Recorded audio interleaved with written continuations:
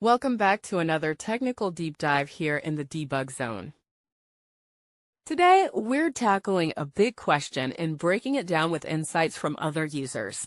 Hopefully, this clears up some misconceptions and helps you get the answer you need. So buckle up, stay a little curious, and let's jump right in.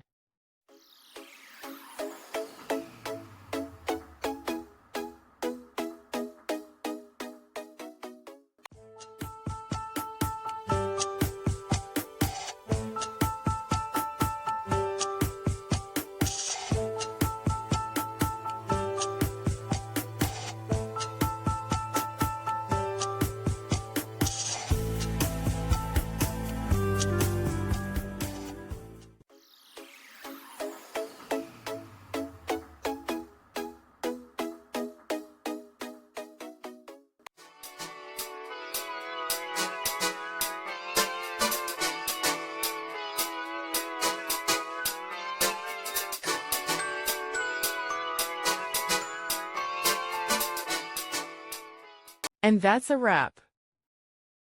I hope you found the answer you were looking for. If you did, take a second to hit that subscribe button. It really helps out. And let me know in the comments which solution worked best for you. See you next time in the debug zone.